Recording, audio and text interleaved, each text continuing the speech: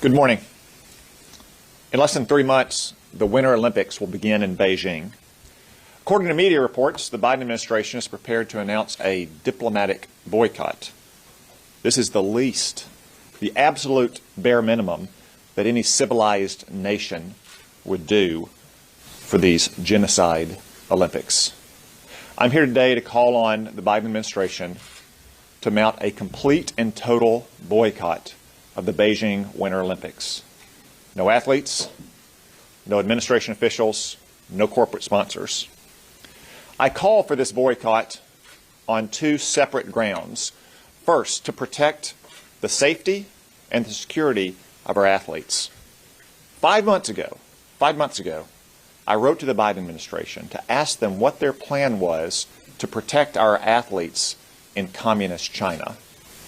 They delayed their answer. They recently sent me an answer, only through restricted channels, even though there was nothing classified in their answer. And the sum total of the response to my letter was they have no plan. They have no plan to protect our athletes and their coaches and their staff from the very real and very concrete dangers that I outlined last June. First, ubiquitous surveillance. The surveillance of our athletes in their dorm rooms, in their bathrooms, in their practice facilities, their cell phones, other electronic devices. Second, DNA harvesting. The Chinese Communist Party wants to corner the market and lead the world on genetic data testing and harvesting to advance their life science technology research in many fields. They may even use COVID-19 tests as a way to harvest DNA from our world-class athletes. Third, from simple hostage-taking, we've seen with the recent case of the Huawei settlement that the Chinese Communist Party is more than willing to take hostages of Westerners to advance their own diplomatic or economic goals. Again, the Biden administration has laid out no plan how to protect our athletes from the Chinese communists. And second, we should boycott these games because of China's crimes against the United States and the civilized world and its own people. China runs a totalitarian slave state in which they keep hundreds of thousands, if not millions, of religious and ethnic minorities in gulags, subjecting them to slave labor, subjecting ethnic women to mass rape and sterilization as a form of ethnic cleansing. They harvest organs from dissidents and ethnic and religious minorities. They've also cracked down on Hong Kong, denying Hong Kongers their autonomy that was guaranteed under China's international obligations, to say nothing of the fact that China unleashed a plague on the world that has killed millions of people and has disrupted the lives of every American. For these reasons, the safety and security of our own athletes and China's crimes against the world, we should launch a complete and total boycott of China's genocide Olympics. I regret that this will prevent about 300 of America's world-class athletes from competing in the Olympics. I sympathize with them. However, they have been failed by this administration, who months ago, could have worked with our allies to develop a plan to conduct these games in another country. They've been failed by the leaders of the International Olympic Movement, who should have never awarded these games to a communist tyranny. So today, I call on the Biden administration to boycott the Chinese Winter Olympics. I'll now take your questions.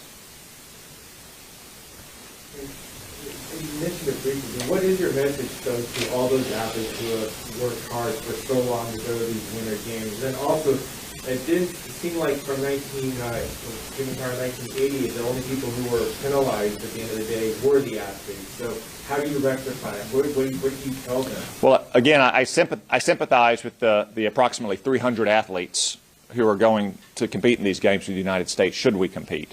I regret that it's come to this. But the responsibility for a boycott rests on the failures of the Biden administration. Many senators, for many months, have been calling on the Biden administration to relocate these games. That was feasible. The Winter Olympics are far smaller than the Summer Olympics. There's probably half a dozen countries in the world today that could host the Winter Olympics on 6 months or 12 months' notice. The Biden administration didn't take those steps. They probably didn't take them because they wanted Xi Jinping's cooperation at the Glasgow Climate Change Conference. I don't think it's an accident. I don't think it's an accident that the administration only leaked its plans of a so-called diplomatic boycott after that climate change conference ended. And second, the blame rests with the International Olympic Movement, who should not award games to communist tyrannies. So again, I regret that these athletes would not have the opportunity to compete in these Olympics. I hope that most of them would be able to compete in Italy in 2026. But the blame rests on the Biden administration for failing to lead, for failing to protect our own athletes while they're in China, and on the leaders of the International Olympic Movement. Two questions. First, I know you said a diplomatic boycott is the minimum, but are you supportive of Senator Young and others' amendments to include that language in the NDAA? And separately on the NDAA, can you give us any update on your efforts to try to amend the legislation requiring women to be drafted?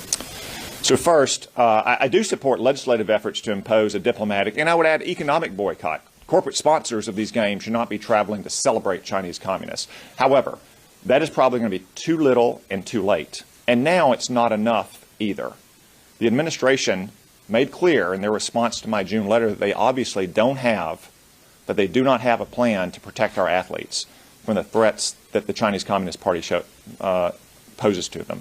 Ubiquitous surveillance and DNA harvesting or even hostage taking. So it's too little and too late at this point. Hi, so I'm wondering, do you think that by not taking this action, if they decide not to do the diplomatic boycott, or they don't take even stronger action, do you think that's in some way indirectly supporting these human rights abuses? Well, I can only assume the Biden administration is at least going to announce a diplomatic boycott. Again, I believe that they waited until after the Glasgow Climate Change Conference to announce it because they didn't want to offend Xi Jinping beforehand. But now, having floated that trial balloon, if they in fact don't announce that diplomatic boycott, if they allow the Secretary of State or the Vice President or someone else to lead a delegation to China, I think it would be an appalling lack of judgment and failure of moral leadership to support with a diplomatic presence the Chinese Communist Party, which is committing genocide against its own people. And that's not just a judgment I've made, that's a judgment that Joe Biden's State Department has made. One more question for you. So you mentioned the organ harvesting, and this is a really crucial issue, particularly with Falun Gong practitioners in China. I know there's been some resolution here in Congress to help this issue, to condemn the issue. Why do you think that it hasn't moved forward, and what can the U.S. do to help this move forward? Well, unfortunately, you have a lot of panda huggers in Congress who don't want to stand up to the Chinese Communist Party and who are carrying water for the Biden administration, who care more about things like getting Xi Jinping to make some fantastical promise about carbon emissions 30 years in the future, or to buy cheap solar panels that probably won't work, as most things from China don't work, as part of their big Green New Deal.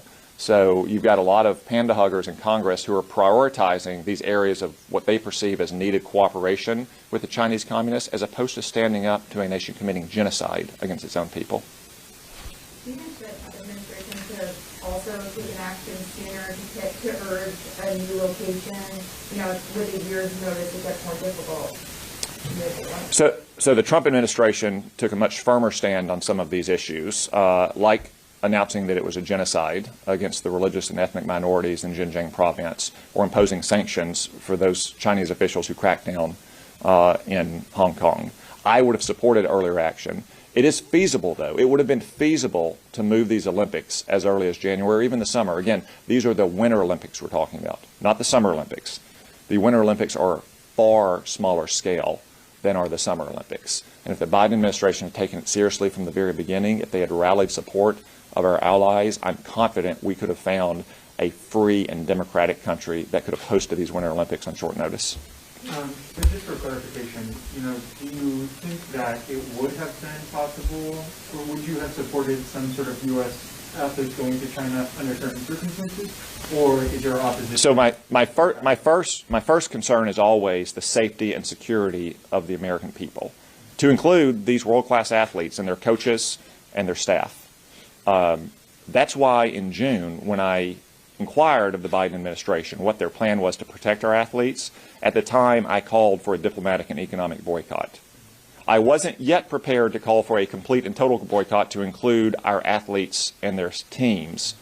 I wanted the Biden administration to have a chance to outline their plans to protect them. But they've made clear now that they do not have a plan to protect them from things like DNA harvesting or ubiquitous surveillance or hostage taking.